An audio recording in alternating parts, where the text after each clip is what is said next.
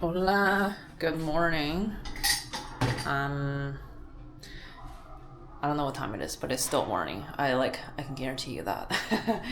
I don't know if you know what empanadas are, but basically they are something that looks like this. Yes, these are my final products. Yes, I know they look great.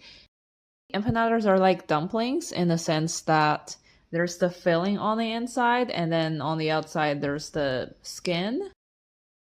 Now, let's go back to the kitchen. Welcome to my workstation. So here we have ground meat with some condiments. And what we're gonna do today is we're gonna cut up a lot of vegetables, mix them together with the meat, cook them over the fire, and put them into the empanada skins. Now, before I start chopping, I need to drink some tea. And now let's get to work.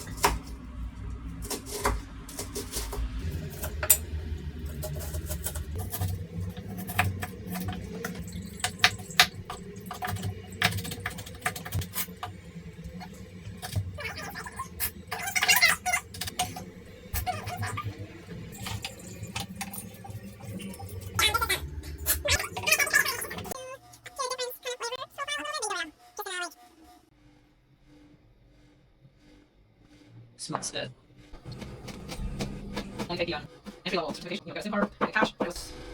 Just gonna start cooking the first pile. Now you see, this is fire, this magic, guys. So now we have finished cutting up all the vegetables. We just need to mix them together with the meat and cook them over the fire. Now that we have finished cooking, we just need to put the fillings into the empanada skins. Let's go now. Hey guys, I'm back. So I finished cooking the meat and now I have the filling ready and I have this. Let me just open it up. This is the skin for the empanadas. Here's what it looks like. You take the skin and you take some of the fillings, not too much though. Depends on how much like filling you want. But like this is how much I put. And then you fold it kind of halfway. And then you just kind of make sure that the rims are aligned to each other as best you can. It's not gonna be perfect. And then you, it's hard to do it from like a good angle of the camera, so.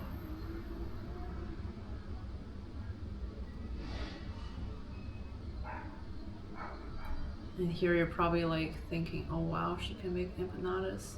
She knows how to fold the rims. Oh, I forgot to put a cheese in. Oh dang, okay. But whatever. Okay, cheese. Okay, well, let's kind of talk about my journey here. So you know I came here. And I think Argentina is like, you know, I decided to stay here because of the people. You know, people have asked me, oh, like, what do you like about Argentina? And you know, you can say, oh, I like the food here, I like this and that. But what I like the most is the people here. Because honestly, to me, food is good everywhere. Food is good everywhere. I'll like tell you that. I love food. I'm a big foodie. I like making food. I like tasting different food. It's never gonna change that the food everywhere is good. I'm not picky. I just like food. But it's like the people in Argentina are really nice to me. For example, when I was in Necochea, I, you know, one evening I went to the gym one afternoon I went to the gym, and before I went to the gym, I left the bathroom window open. So the bathroom window, it opens vertically. So this is it closed and this is it open. So it kind of opens like this. So, you know, I left it open because I like fresh air going into my apartment. And when I came back from the gym, I saw the window like this, shattered. The window was broken. Nobody came inside my room. It's just the wind blew it close. The wind was strong. And I was kind of like scared. I was anxious. I didn't know what to do. Because I mean, of course I would tell the person that, you know, the window got broken. You know, I would just kind of explain what happened there. I didn't know if he would make me pay for it, and I mean, if he did ask me to pay for it, that's fine because it's understandable. So, you know, I texted the guy. I wanted to ask him, what do you want to do now? How do you want to proceed? But he never really gave me a straight up answer. So I just asked him straight up, like, hey, do you want me to pay for this? Because, you know, I just wanted an answer so I don't have to be anxious anymore. He said, no, you don't have to pay for it. Just chill, woman, chill. That's what he said. I was like, oh, okay. So, you know, the person said, no, you don't have to pay. I'm like, oh, okay, you know. Not that I was trying to take advantage of him. I mean, I never did. If anything, I offered to, like, pay for it. But he never asked me to pay for it. So, the second day was when I would move out of that apartment. You know, I had to hand the key to him, right? So he said, okay, like, I'm coming over. And I met with him. He went upstairs. He looked at it. He said, you know, it's okay, don't worry about it. He just, like, in general, the vibe was just, he totally did not want me to, like, worry about it.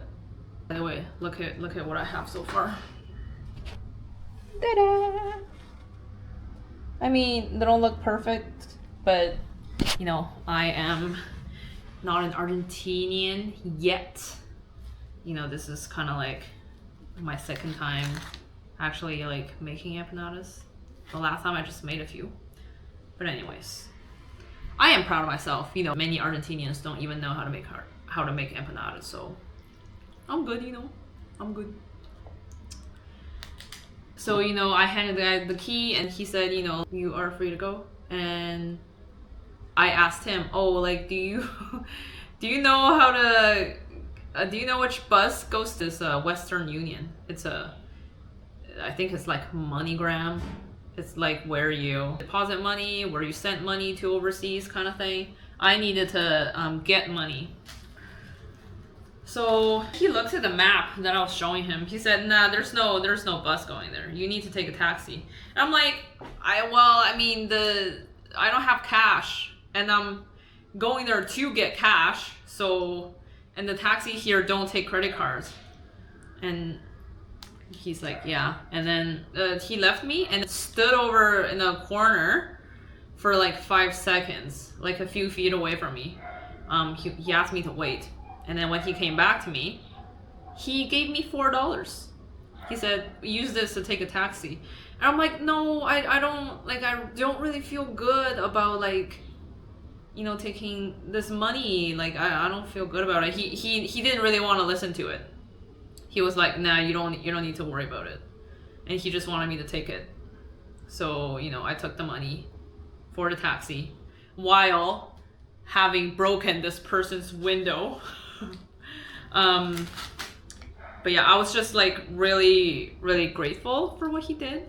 You know, the entire time he was just really nice. He was really helpful, very considerate, very friendly. Just in general, very nice to me. So, you know, I just felt really good. And, you know, if this is what Argentinians are like, then, you know, I would like to stay in Argentina. Not only that, but also, like, with my friends that I made here. My friend, you know, he really included me in his, in his social gatherings. He invited me to his birthday party. We hung out. He took me to many of his friends. We hung out. Even though like I didn't really speak too much Spanish, I could only speak a little bit. I was really grateful. And the people that I met, like his friends, were really nice to me too. Like they offered to help me, and they offered me food kind of stuff. And they were just like very open about like making new friends and being open to like welcoming me. So just very open in general. So I was really happy and appreciative. People here are really like, they're easygoing in the sense that, I don't really have the word for it, but it's like they're easy to talk to, they're easy to deal with. For example, so I was at this previous gym that I had, and I went to the gym, and then I wanted to buy a water. They only took cash, and I looked in my wallet. I was missing like some part of the money. So I'm like, I'm sorry, I don't really have all of it. Maybe like I can like pay the rest of it tomorrow. And he's like, no, it's okay, like don't worry about it. I mean, he didn't say that it was like I didn't have to pay the rest of it, but it's like, don't worry about not having all of it today. Like he was that kind of attitude. So that's like one example of how people here are, easy to deal with. So I got the egg wash in the bowl, and what I'm gonna do is, I don't really have like a oil brush, so I'm just gonna dunk the empanadas into the egg wash. It's kind of barbarian, but whatever, I have no other way to do this. Yeah, so I think it's just like a very different vibe here when it comes to like socially, and also just how people perceive other people in general, when it comes to like making new friends or talking to strangers kind of thing. Because I think in Canada people are very like closed off, so it's just, and there's like such a distance between you and the other people in Canada. As a immigrant to Canada, I had a very hard time feeling included, feeling that I was part of a group or any sort of like community. I think the only place where I felt somewhat like included was at the church.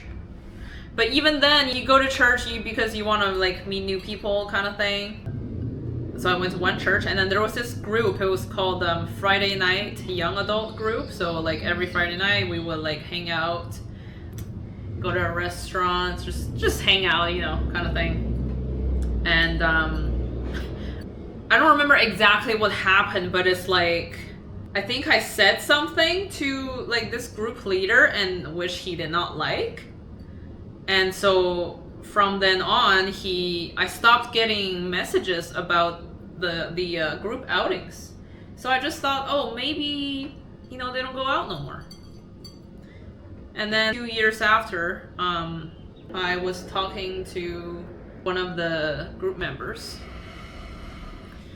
and he asked me, oh, why did you stop coming to the Friday Night Young Adults? And I'm like, I stopped getting messages. I thought that you guys stopped going. And he said, no, like we kept going. It's just you didn't come. I was like, oh, really? Oh, because I just simply stopped getting messages about like when to go, where to go. So then we both then understood that, okay, the group leader deleted me from the group chat. So yeah, I just felt that, interpersonal relationships are very fragile there. Like not only are they fragile, but also like it's hard to like establish one in the first place. Well, Canadian people have a reputation of being nice, but know that being nice is not the same thing as being friendly, or being open. They're like, you know, if you ask them for help, hey, can you tell me the direction to this store? Sure, they'll help you. But how open are they to making new friends? How open are they to strangers? You know, how do they perceive strangers? Like, what's their perceived distance between them and a stranger? Because people here, there's not much distance, not that I feel. It's like people here are really helpful. They're like really friendly. Like, they're close to you. They're warm. But people in Canada are not so warm. So in that regard, I definitely prefer Argentina a lot more when it comes to socializing. I can't speak for other South American or Spanish-speaking countries. I feel like over here, it's much easier to make friends, to consider someone a friend, and for them to consider you a friend than Canada. In Canada, I think it takes a lot to really establish a relationship with people. So yeah. Yeah, people here are just like really easygoing, and I just really like them. Like, they make me feel included, they make me feel welcome. You know, I'm not the only person who shares this perspective compared to like South Americans. Canadian people are a little bit more distant, standoffish, cold-ish. I mean, I know I'm not the only one, and I know that other people share the same sentiment too. And I know, I've heard that people move away from Canada because of that. I'm just one of them. Well, these empanada skins are a little bit smaller than the last batch, so we're gonna put in less filling. But it's just kind of unfortunate because humans are not like that. I think ultimately we're all together. We're all one. We feel more comfortable if we are actually like closer to one another. It's not natural that like we like are so kind of away from each other. We're not meant to be like that. It defies who we are as a collective. Okay, let's not get too deep into that, because this video is about my experience in Argentina. I think now you get my point of how Argentinian people are. And also, like, I felt very fortunate to have met my friend and also his family. His family are like, they're super nice to me. And so I remember it was Christmas Eve, and I was gathering with other like foreigners who also did not have anybody to like spend Christmas with. So I was, you know, like hang out with them, you know, having a little picnic out in the park. And I received a message like in the evening. It's from my friend. My friend said, oh, okay, so like everyone's asking about you, so do you want to come for dinner? I'm like, heck yeah, send me your address. Yeah, so they actually invited me to their, you know, Christmas family dinner. I was very grateful, and what I was even more grateful was they actually prepared a little gift for me. I was like, oh wow. So they gave me a pair of earrings, and I just felt really happy to have been included, to have not been forgotten, to have been placed or be treated as important or significant. You know, it's those kind of things are, you know, they're hard to come by, and I consider myself lucky to have met them, and I'm just very grateful. So it was interesting to have come here to Argentina, but also I'm just really happy that I actually came and to have experienced the culture here, the people here. So I have decided to live here temporarily. I don't know when I'm gonna leave, and you know, I think it's just, for me, I don't have a reason to go back to Canada. What's a good reason? I don't got no reason. Why do I have to go back there? I don't have a job there, and I have a few friends there in Canada, but not very many. Not I'm saying that they're not worth visiting, but it's just, besides my friends, I have no reason to go back there. And here I feel included. I feel at home. I mean, you know, like when I was going out buying the empanadas, I just kind of felt kind of sad and disappointed because, you know, like, why do I have to kind of leave where I consider home, which is Canada, to find somewhere that I actually feel at home, you know?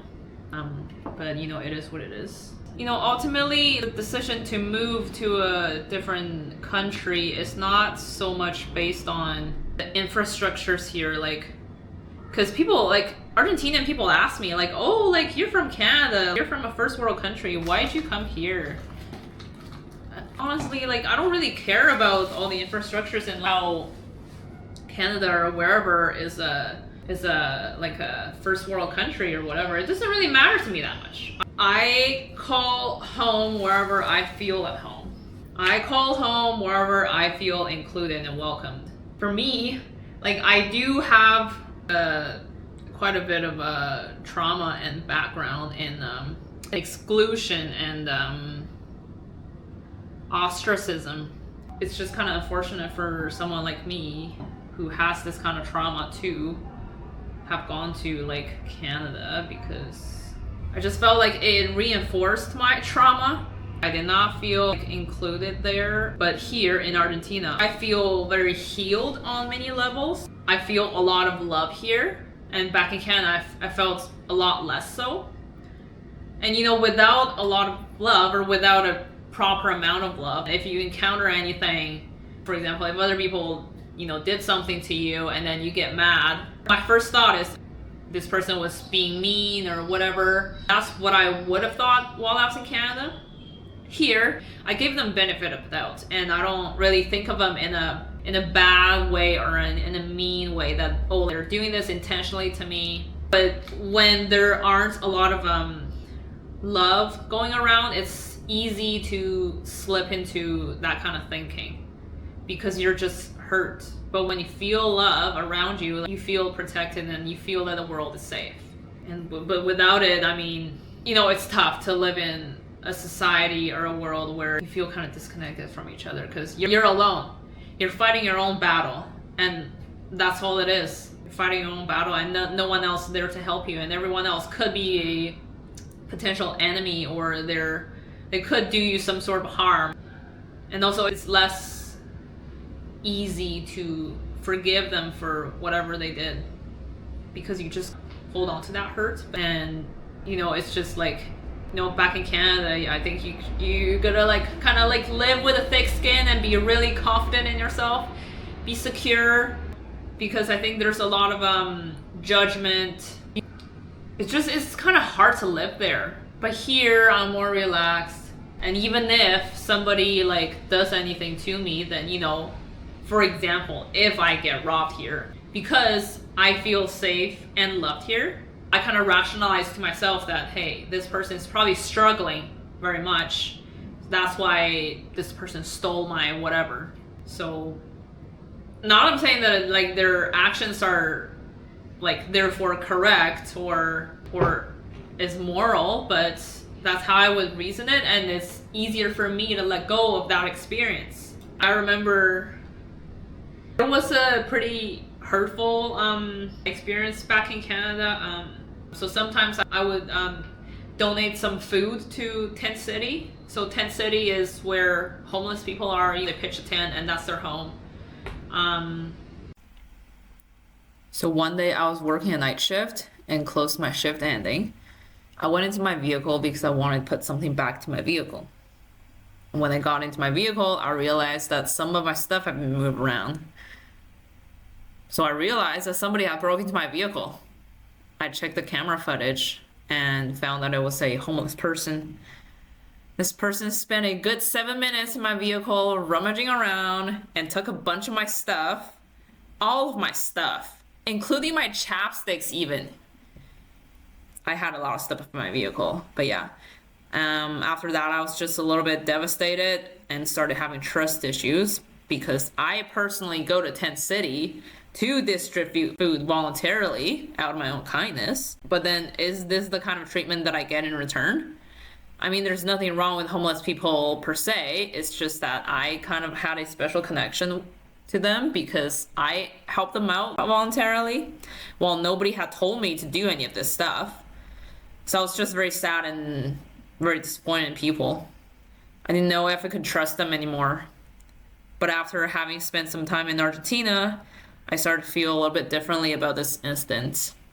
Now that I think it's okay for me to forgive this person, and I don't feel holding a grudge against this person anymore, or just, I think people in general, actually can forgive them and forgive this homeless person and feel okay about it. And also, this person was probably very desperate too, and that's why she was stealing my stuff. So I think I definitely appreciate my experience living in Argentina because it just changed me on, I think, so many levels. With the amount of love that I get here, it changed me in a very significant way. I'm not saying that there's like no issues with like social connections here in Argentina for Argentinians. I stay in the big city, so there's that. But I think just in general, I think the vibe of how people are with each other is just totally different. And for that, I feel good staying here. Because ultimately, if you stay somewhere and you don't feel at home and you don't feel included or you don't feel welcome, and you feel that people are just like kind of disconnected from each other, then there's no point in staying there.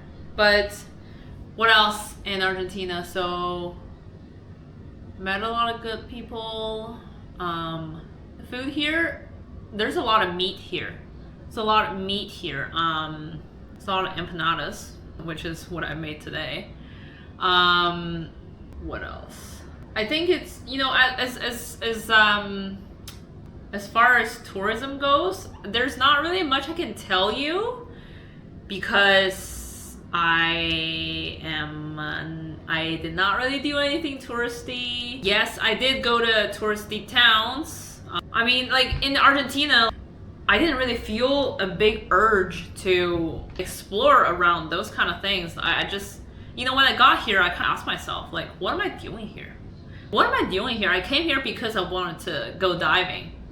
I wanted to see the whales. I want to see the orcas. I didn't really get to see any of them. I did see sea lions. Did see penguins. But in general, like, I didn't really feel too much of an urge to, like, really travel in Argentina. There is a lot to see. Like, Argentina is a big country. There's a lot to see, a lot of beautiful scenery. And here, like, after I got to the capital, was there anything touristy that I did? I think the only place that I kind of went to that was touristy was this pizza restaurant called Guarín.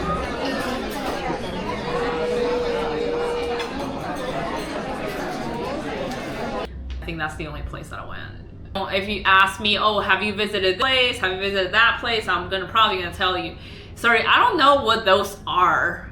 Like, I've never really went there to visit any of them, nor like am I like super interested. Sure, like if you offer to take me there, I'll go with you, but I didn't really do much here. I think what I did here was I hung out with my friends. I'm studying Spanish here. But otherwise, I think I'm just kind of living here. I'm not really like doing much here.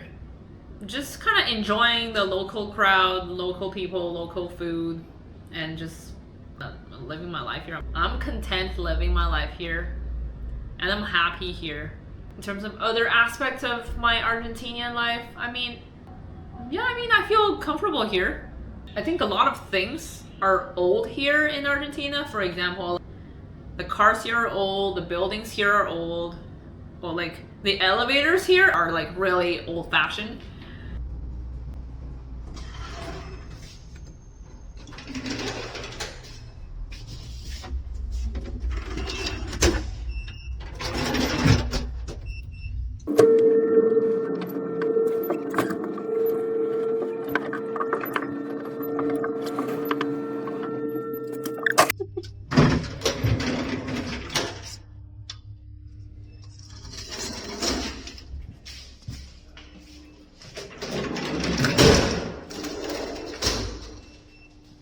The keys here, like the house key, they look kind of old-ish. or maybe that's just I don't know. I don't know what Wookiees look like in Europe. I don't know, so I can't comment. But Argentina has a big European influence because there was a lot of European immigrants.